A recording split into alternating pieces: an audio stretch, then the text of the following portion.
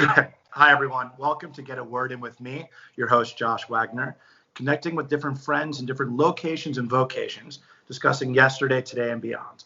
And today, I'm going beyond professional friendship. I'm going to one of my dearest friends of all time. His name is Ben Pundole. He's joining us from New York City. How are you, Ben? Josh, thank you so much. Lovely to see your face. Thank you. Thank you. Always love to see yours. I start off with a little dinner table introduction, and here's how I would introduce Mr. Pundole at a dinner table. He is the VP of Brand Experience for Edition Hotels. He is the founder of A Hotel Life and the creator of Stay Plastic Free, that is taking the efforts to eliminate single-use plastics in the hospitality sector. Much more than that, he is one of my greatest mentors of all time, a true confidant in everything in my life, and privileged to have his shoulder to lean on as my friend. Mr. Pundole, it is great for you to be with me today. Wow. Did I miss anything?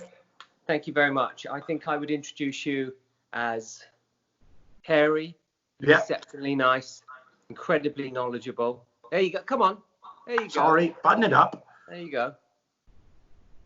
Very happy to be chatting to you, Josh, on this. I think it's the 8th week of quarantine here in New York that Tansy and I have been on lockdown. So,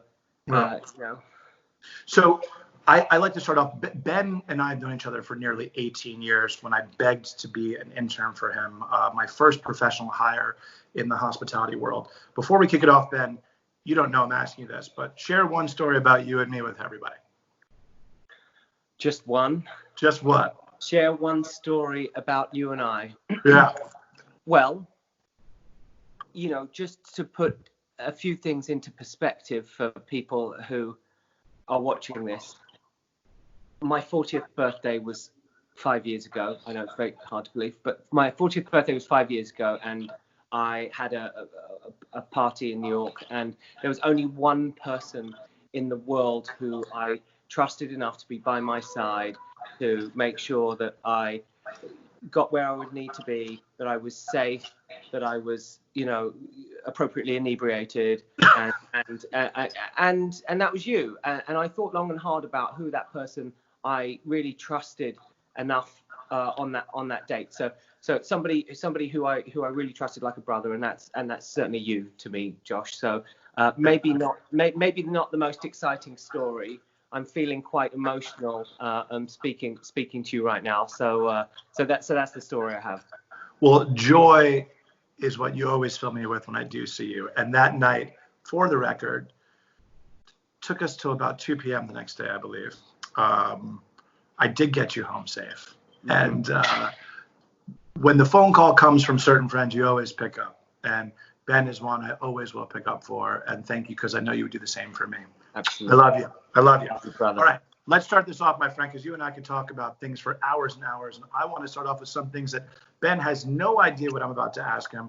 This little part where I like to call rapid fire. Let's see if Ben Pundole can get a word in with me.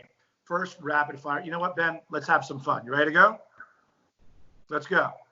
First question. What is, no names need to be said, the most diva request you've ever received in your professional career? Oh, most diva request was from a little known hip hop artist called Kanye West. Many years ago, I think you were there, and we had a bar, and it was called the Red Room at the Shore Club, specifically because everything in it was red, and that he wanted it to be white, and so vinyled the entire place, and that was a pretty diva move, and that was just the beginning of what was quite possibly one of the most mental nights that I think we ever had in our I was there. Yep. Yeah.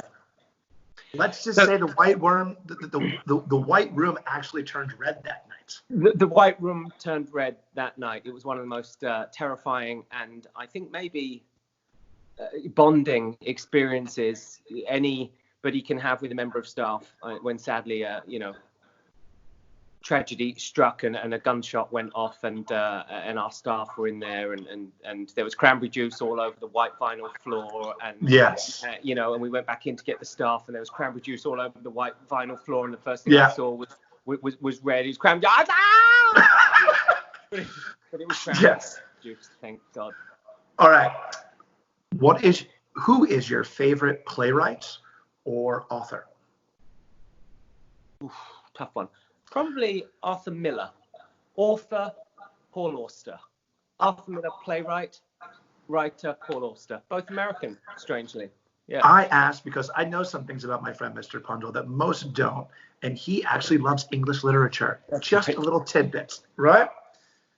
What is your favorite gathering you've ever partaken in? And you are not allowed to say Burning Man. Garbage. Hands down. Polish. It's a Polish festival in the woods filled with magic. What's it called? It's in a town called Garbage. Garbicz. So it's in a town called Garbage, which is about two hours from Berlin, and it's on a private land in the woods. It's very special gathering. Okay. What is your most loved hotel lobby bar in history? That would be the bar at the Hotel Nordpinus in Arles, in the south of France. Oh. The hotel was once owned by a very famous clown and a cabaret dancer in the 50s. It's where Picasso and the famous matador Dominguin used to go and hang out and watch bullfights. And there's a bar in that hotel. That hotel sits at the head of a square, a very traditional kind of European square in Arles. And it's got a very cool little bar, and it's a cross between these beautiful visions you have of a Hemingway novel meets Fawlty Towers, if you know what that is, where like everything's falling apart and everyone's doing a million things. Anyway, sorry, it's not. Hotel Nordpinus, Arles, south of France. It's on my list to actually go visit. 100%. Worth it. First paid job you ever had? Paper round. I had 2 paper rounds when I was 13. When I was 14, I worked in a newsagent stocking the shelves with sweets, and then I had a Saturday job at K Shoes, which is like Clark's shoes, K Shoes, and then Ratner's Jewelers, and then the Body Shop. Yeah, all when I was a kid, I was very adventurous. Then I found other ways to make money. Yeah, we can get into that later. Thank you very much. No, we can't. What is one place you refuse to travel to? Wow, one place I refuse to travel to. New Jersey.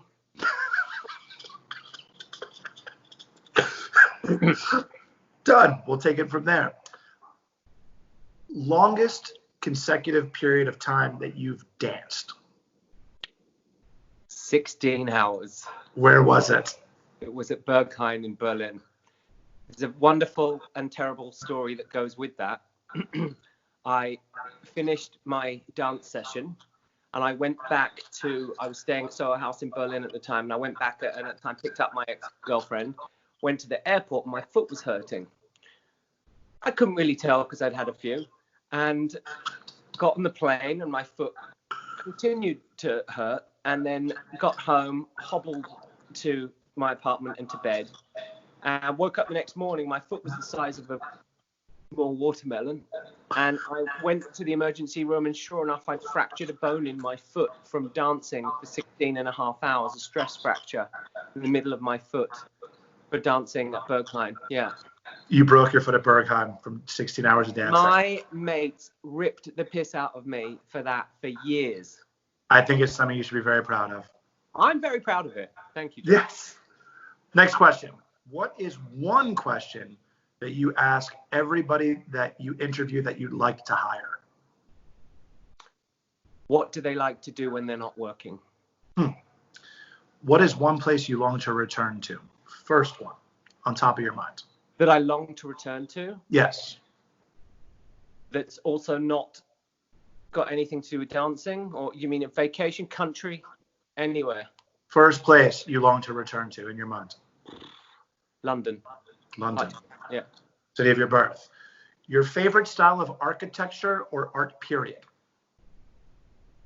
That's very difficult because I like a lot of types of architecture. I love Oscar Niemeyer, the Brazilian architect who was like a futurist and built the city Brasilia. I'm sure you know that.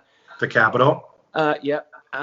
And I also love Herzog de Meuron. I think they are, probably the most exciting architects of our generation. Beautiful. If I'm coming to your house, what is the best dish you're serving me? I'm sorry, pal, but we're vegan. So Tans and I are vegan. We're super strict vegan. So I'd probably whip up one of my... Why are you apologizing? Nothing to apologize my for. legendary lentil vegetable curry. And before you start making fun, it's worth it. I would never make fun of that. I'm going to say I'm 80% veg these days. So, Wait a minute. 80% veg? Yeah. Wait, Andrea, get Andrea here. Where is She'll she? tell you, scream it out. Hey, Andrea. It's true, she says. What's that? Twice a week. Get a little protein in. Andrea, come on. Where are you? Oh, conscious protein is what I'm taking in, okay? Conscious protein? I'm specific about the sourcing of my protein these days. We'll find a way. All right, I'm having some curried lentils in your house. It's true, honey. Okay. Give me your worst career moments or your most embarrassing career moments. Oh, thank you. Look at that. Cheers. Cheers. Thank you, Tansy. Oh, man. I can't wait to do this in person with you again. You and Tans. Cheers. Negroni delivery. Look at that. Oh. Love. That is love. That's love. I feel very lucky, and this may sound like a shameless plug, but I'm very, very fortunate. I'm on lockdown in New York, and somebody very, very kindly sent me some bottled cocktails yesterday, and I haven't been drinking. I'm not a very big drinker at all, and it's called Middle Branch, and I'm not quite sure of who exactly they are, but I think they're incredible cocktail people, and they have a bar in Midtown Manhattan that's currently closed. But they sent me these incredible Negronis, and well, I'm a fan of a Negroni, and Meg, the day I can cheers you face to face is going to be a happy one. We may have had a few Negronis together. It's a fact. Next question. So, worst career moment or most embarrassing career moment? Your choice. That's a really tough one. Come on. Career moment. Come on. Or embarrassing. Your choice. Or embarrassing. Let me get back to that because I've got a couple, but yeah, I got a couple too. What's your worst career moment? I ruined someone's wedding. Excuse me. Not someone's wedding. I ruined their engagement. It was horrible. It was at the Shore Club when you and I worked together, and there was a special forces soldier that was staying in the hotel on a very limited budget. And he was about to be shipped out overseas. This was like 2 years after September 11th. I was a very young manager, and he had his soon-to-be fiance, unbeknownst to her, staying the weekend with us at the hotel, and asked if there's anything I can do to make the weekend special for them. I rolled out the red carpet, comp champagne, free apps at Nobu, dessert, made the guy feel like a king, walked into the nightclub, had the table, the whole, everything. He told me he was proposing on Saturday night. I saw him on Sunday morning by the pool on a bed that I arranged for them, and I walked up and I congratulated them on their engagement, and he looked at me with a white, cold face. He had not yet proposed to her, and she looked at me and then looked at him. He looked at me and then he looked at her, and then he said, "Do you want to?" And I said, "Holy shit." And she said yes in front of my face. And unbeknownst to my boss at that point, you, Mr. Pundole, comped them about $1,200 worth of shit that afternoon because I ruined his proposal. No, mate, she said yes. She said yes. That's the only thing that matters. Wait, right. So how did you ruin it? She said yes, and he got $1,200 worth of comp champagne. All you did was give him a great story. You're right. I gave him a little shove. All right, next question till you think of yours. If not hospitality, where do we find Ben Pundole working right now? Oh, it's a very good question. Very, very good question. I'm fascinated by digital media. I love travel. I think it would be in the digital media travel space, maybe. But I have, like you, I have a true sense of hospitality in me that I've grown up with, and I think it would always have to be in some kind of hotels and travel and hospitality. I mean, one thing what would you be doing if it wasn't hotels and hospitality? Well, I'm unemployed right now, so I'm kind of unemployed right now. I think for me, I'd really like to engage in thought. I know that sounds really crazy. I don't even know what I'm saying about right now. I'm really enjoying the deep dive right now in quarantine, mate. Quarantine. Into subject matter. I think you'd find me writing a little bit more. I enjoy writing when I take the time to do it.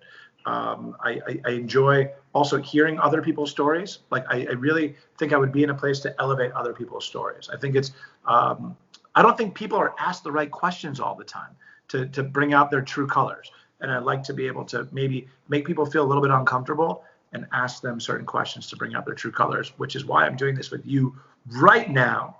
And I'm going to ask you the next question. Are you considering bringing back your modeling career from the 90s? Brilliant. Thank you, pal. For those who don't know, please follow Ben and see that in the 90s, I think it was 1996, Ben was a cover boy in London. And his model face is real serious. Do you think you're going to bring it back at all? Because I know you've got your personal style of fashion. What is it called again? The ankles? Jack-ups. Your jack-up pants, yeah? You like those, don't you? Is that what the Brits call them? I've never heard them called jack-ups. I've never heard them be called that, but I think I've got a bit of age. I've got a few years on your missus. Okay, next question. One person that you wish you would collaborate with. That's not you, right? Somebody else. I'd piss you off way too fast. That's Let's go. True. Yeah. I think I'm going to say this Mary Louise Show. Mary Louise Show is the creative director and CEO of Pelicano Hotels. She's brilliant. Pelicano, Posta Vecchia, Mezzatorre. I think I would love to collaborate with Mary Louise. She's absolutely brilliant.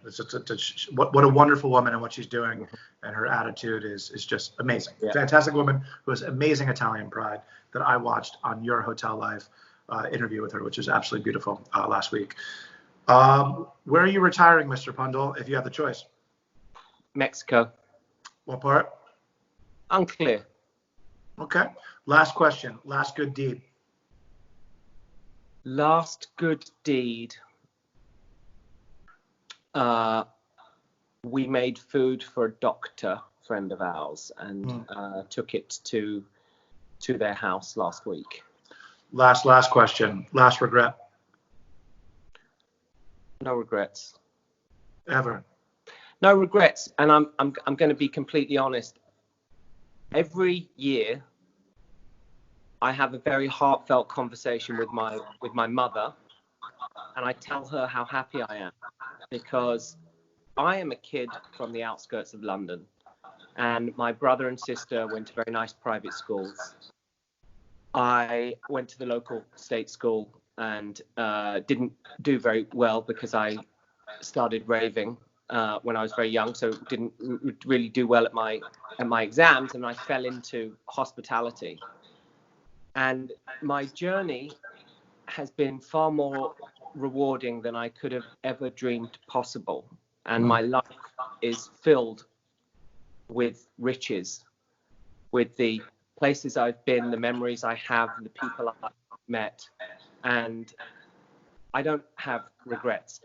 Sure, there's been some absolutely mental shit that has happened along the way that maybe I wish hadn't have happened, but I don't really have any regrets. And I think I started this conversation by saying I'm a little emotional today. Obviously, when talking with you and I can get deep and emo, and I kind of love that. But I've been feeling that in quarantine as well. So you know, every year I tell my mum, well, probably for the last 5 years, how happy I am, because God forbid should anything happen to me, I'd want her to know that I've, at the age of 45 now, fulfilled my dreams. Yeah, it's thank you so much for sharing that, because it is so important to share how we feel today. And I think we're arriving in this moment in time where it was happening even pre-COVID-19. Like sharing your emotions was becoming more and more acceptable. And for people like us in the hospitality industry that are about programming and function and creating guest experiences, sharing feeling is going to be an integral part of what hospitality means in the future. The delivery of service and authenticity of how we're digging deep right now and how we're finding out how it is to cohabitate with somebody 24/7, alone or with multiple people, or with children, or with a pet, or whatever it may be. Our idea of hospitality, we're all running our own little baby hotels, our own bed and breakfast with us living in it day to day. We can't go anywhere. Like, I think identifying with your emotions right now is going to be a major instrument of taking to how we execute service in the future. Anyway. I think that's one of the small silver linings that comes from this pandemic, and I'm certainly not ignoring the fact that tens of thousands of people are dying and economies are ruined and livelihoods are in shreds. But one of the silver linings, I think, when it pertains to our business is that great service will come of this, because those businesses that don't adapt won't succeed. And I think those people who have a true sense of hospitality, people are going to want that authentic, genuine, response from restaurants, bars, clubs, hotels, airlines that they're used to going to. Yeah, this is truly a moment where there's many ways. I mean, it's so large, to be able to digest it right now is going to be impossible. But I think that all of us can definitely say authenticity cannot be denied. Like, you can tell when somebody truly is passionate and cares about something today more than ever. Narcissism, I'm sorry, this is a moment you're going to be checked. Your act is going to be called. So you better be an incredible actor or be ready to put on a different outfit that is a true reflection of yourself. Right. I think this is, to some degree, and maybe it's a luxury to be able to say this, it's a kind of forced awakening. We're being forced to think about ourselves, each other and the world around us in a way that we've never done so before. And I think that's healthy for us. Yesterday was Earth Day, which in my opinion is just such a joke that there is still a day that we have to dedicate to recognizing and realizing that we've got to take care of the planet a little better. And I've lost my train of thought. What was I saying about Earth Day? Why Earth Day? What about that? Silver linings, Earth Day. Because it's something we should be paying attention to every single day, right? And no. So my point was how Mother Earth has actually sent us to our rooms to think about what we've done, and that's an important thing to recognize, that there's something bigger than us outside that is telling us to go and think about how we want to proceed, and what kind of people we want to be. Yeah, and for me, Ben, I really think that it's all ways forward, right? I think right now people are too much talking about a reset moment. It's actually one of the things that drives me crazy. This is not a reset moment. This is a recognition moment, and it's an evolutionary moment. We should say we don't want to go back to where we were. We should say, where should we aspire to be? If Mother Nature is sending us to our rooms, however people choose to interpret this moment, I think it's evolutionary. How can we take this time and become better because of it, right? So then, Josh, let me ask you. So do you think this is the reset the world needs, or do you think we're going back to business as usual? No, I don't think that either of those questions are relevant to how I feel at this moment. It's not a reset. But what's your opinion on that? It's evolution. This is a moment of true evolution. Shame on us for not having our eyes open to larger pictures. Shame on us on wearing horse blinders, not seeing what's happened in the world months in advance of receiving something that was inevitably coming. Shame on us for being so narrow-minded to not listen to the word in the wind. Like, we are very, very, very close-minded when it comes to possibility and research. We should be much more mindful of the world around us. This is not a reset moment. This is an evolutionary moment. This is not a sink or swim, I'm saying, but the people who swim well are going to be treading in much less turbulent waters. So I think that this is not a reset that Mother Nature has put on us. We've put this on ourselves, and how we emerge from it is also in our own hands. So not reset, evolution. You like English lit, I like history and political science. Yeah? Can you see me? It got dark outside. No, it just got sexier. That's all it is. All right. What's that? So next portion, because we are moving, and I've got some things to talk about with you. And yeah, I can see you. I can see you fine. Okay. So next thing I want to get into, Ben, I know you're in New York City. We've spoken about it, and I think a lot of locational information has been shared about New York City. Is there one single thing about New York right now that someone outside of it would not know without being in your shoes? Yes. I think it's a case of, unless you're here, you can't feel what's happening.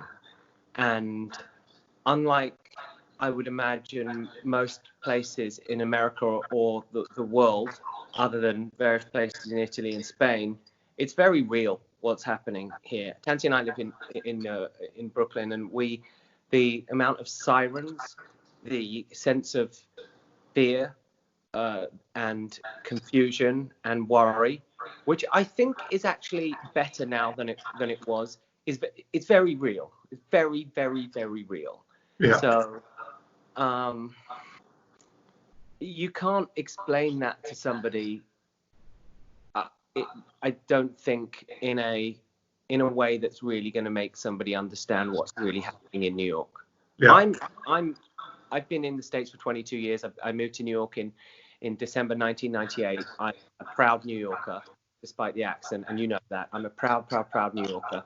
And, you know, New York is tough, and New York is resilient, and New York will get through this. But it's real, and it's taking a beating, like it did in 9/11, like it does when the stock market hits rock bottom, like it did during Hurricane Sandy, like it did during the blackout. Like, New York takes a beating. You know, I'm sure you saw that speech from Andrew Cuomo, the governor, who he's right about New York. You know, New York is tough. Yeah. You know, New York makes you tough. I mean, I'm born and raised in New York City, and I know that New York is tough, and it will come back. And you know, I think it will be a catalyst in the United States of how to have an attitude to handle the world going forward. So I hope this is also a moment of renaissance for New York, of how it could be a bastion of creativity and community, and to spread opportunity to other places of the United States and beyond, but also be a place to absorb lessons from larger cities that have. Wuhan has 2 million more people than New York City. New York is a receptive place. New York will listen and learn and push forward. So yes, New York tough, and Cuomo's doing an amazing job. Yeah, he is. Next part I want to get into, yesterday, today, and beyond. We have multiple subjects that you and I could talk about for hours on end. I've got a couple I'm going to toss at you. Can you talk to me about London in the 90s? London in the 90s. And I will say, as a short intro, Ben Pundole is a 22-year-old whose mother and father both worked in the hospitality industry. His father a hotelier and his mother in catering. And Ben doesn't talk a lot about his family life growing up. And he did grow, you know, into his own space. He filled it. It wasn't given to him. It was taken, and it was earned. And at 22 years old, Ben was the general manager of an infamous place called the Met Bar, which led into a slew of career opportunities, which, if you want to, Google it, because time is precious to talk to him right now. But Ben's a legend for a massive amount of reasons. Ben, what was special about the 90s in London to you? Well, the 90s were pretty epic. I was 16 in 1990. I was born in 1974. So 16 in 1990, which was at the very height of acid house and the beginnings of house music and raving and parties. And London was on fire. And I started going out when I was 15. So by the time I was 16, London in the 90s was incredible. In 1992, I'd messed up my A levels, so I took a year off, And my mum's friend's son was a cook at the Groucho Club, and I got a job at the Groucho Club wheeling in wine deliveries and changing light bulbs and counting the chef's dirty laundry and running food at lunchtime to the restaurant. And I loved it. I was in love working in Soho in 1992. Yeah.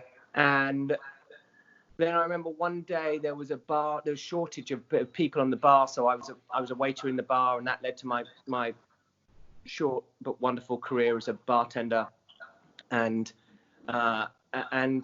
the characters in the 90s, I mean, it was bonkers. There were no rules. There were characters everywhere. The late night after hour drinking dens and the it was like a beatnik poetry scene and an international wildness. And then the late 90s was the mid 90s was the young British artists and fashion like Alice Templey and Matthew Williamson and Stella McCartney and Alexander McQueen. Yeah. I may have had a modeling career, and that was pretty epic. And I met some real colourful characters, some of whom I know to this day. I mean, Edward Enninful, who is now the editor-in-chief of British Vogue,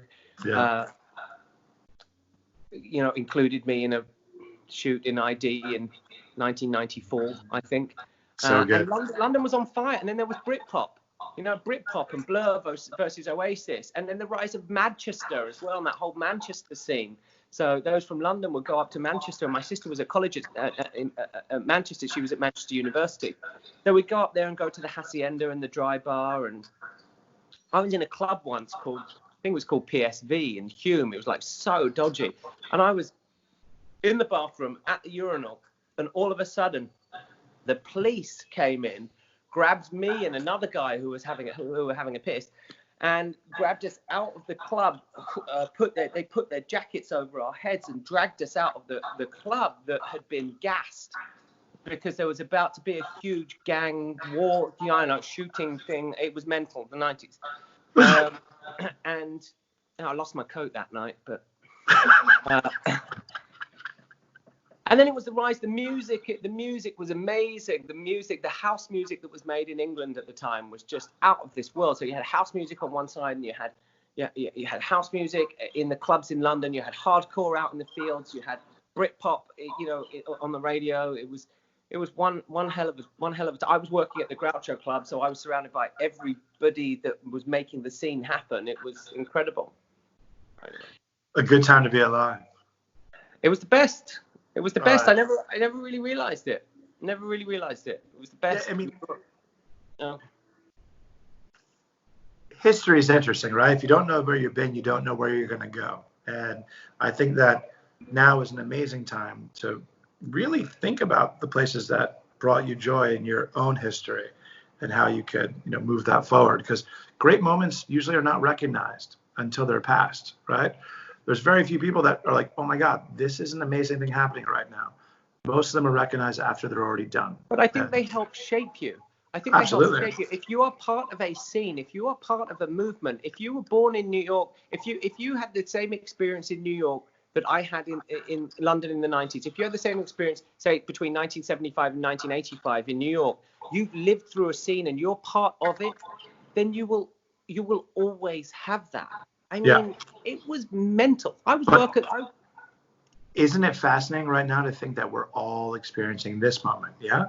So regardless of age, regardless of profession, we're all impacted by what we're having right now. So I'm curious what comes out of this one in terms of a generational professional perspective. No? Well, it's interesting, I think, because unlike you, who puts this down to evolution, I think that a lot of the world will go back to normal. The world will go back to normal. However, don't interrupt me.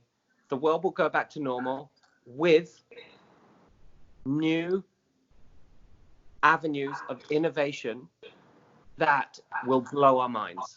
Called evolution. Because there is a cultural digital revolution happening right now. Ben, I entirely agree that a lot of things will go back to normal, but it's a part of it is evolution, right? This isn't going to happen overnight, but this is a part of evolution, right? Anyway, I'm going to give you the choice. Next topic is either going to be future celebrity culture. behind door A. Behind door B, hospitality, hotels, or future travel. C, ambassadors versus influencer. Or D, various stages of quarantine. Hospitality, hotels, and future travel. Please. There you go. Get involved. What does it mean to you? I think let's talk about hotels, because that's what that's what I know best. I love hotels. I grew up in hotels. I love hotels. I think the future of hotels is it may be going to depend on how good you are at hospitality. And I know that sounds crazy, but a lot of people have got into the hotel business over the last few years for all the wrong reasons. And I think unless hotels, businesses that are involved in travel or hospitality have a focus on impact and purpose, sustainability, and sustainable practices, then they will not be relevant to a very, very powerful and influential generation. And thank God, because we need that. So I think there could be great things that come out of this as far as the future of hospitality. The immediate future is very grim. I feel awful for people who have lost their jobs, and I truly hope that that's the first thing that's addressed, because people need to eat and look after their families, etc. But I think as far as innovation, it could be an opportunity for new ideas. And those new ideas could be ideas that were being worked on anyway, but maybe they've been sped up a little bit, like plant-based diets, no waste chefs, renewable energy. I think it's very, very important. And I think some of those things will be fast-tracked for the better in the industry. Okay. What do you think about the future of celebrity cultural influence? It's interesting because nobody gives a shit right now.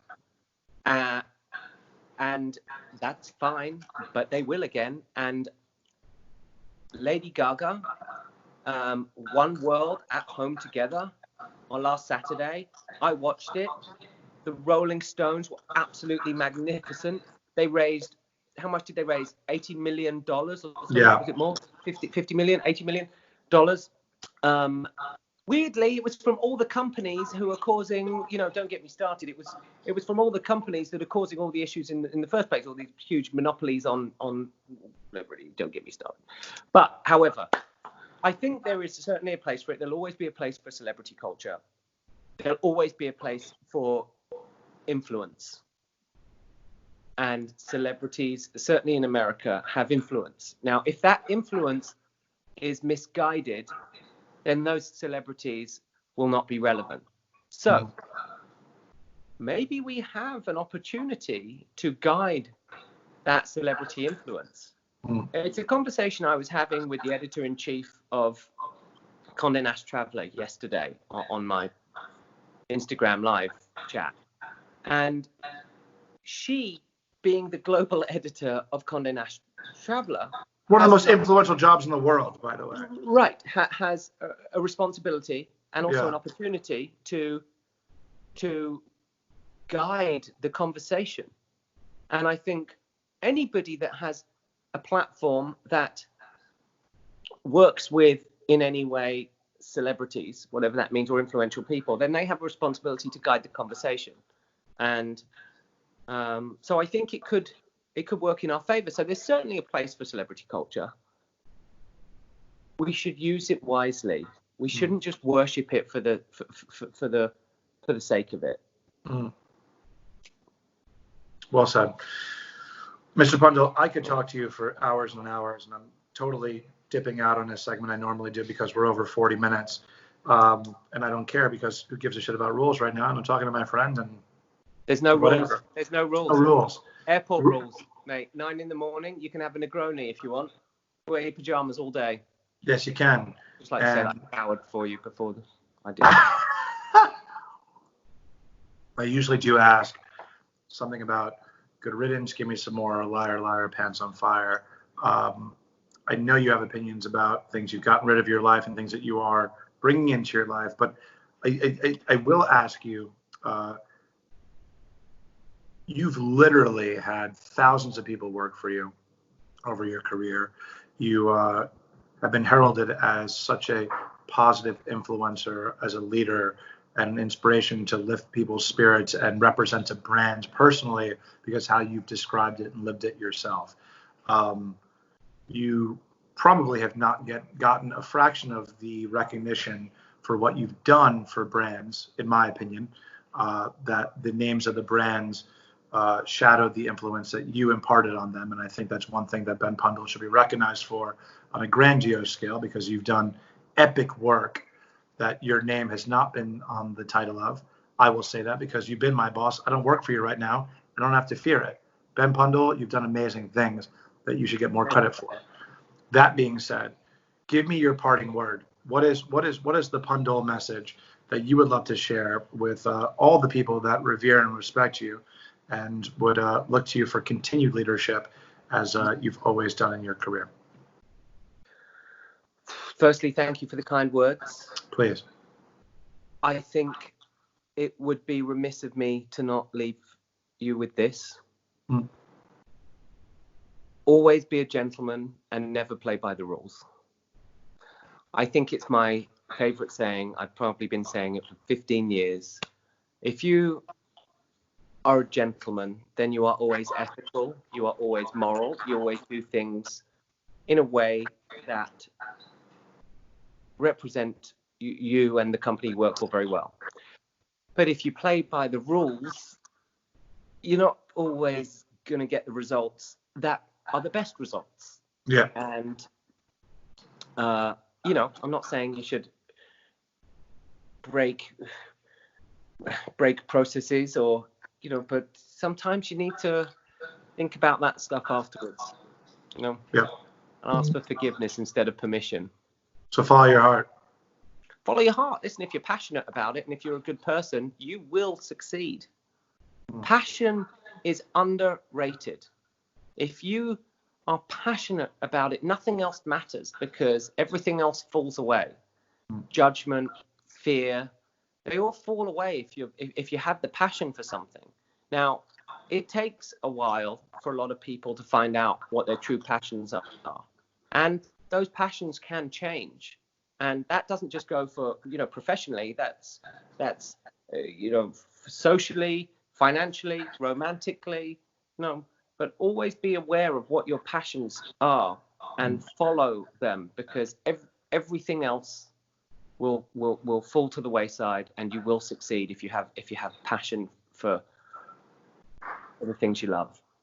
Well, Mr. Pundole, to passion and purpose, I think that these days provide us with clarity of the things that make us feel good, to make us go forward every single day, because confusion is going to lead towards where to turn next. And if you could really focus on the things that give you determination and a trajectory to head towards, passion is one of those, purpose is one of those, it being your friend and following the influence that you will continue to lead will show me a way.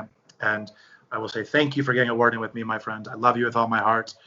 And I look forward to many, many more conversations and meetings, the next one in person. Yes. Thank you, my friend. And thank you so much, Josh, for being such an incredible friend to me and so inspiring to so many people.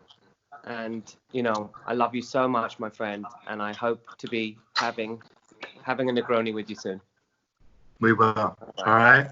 Take Ben, care, thanks for getting a word in with me. I love you with all my heart. Take care, brother.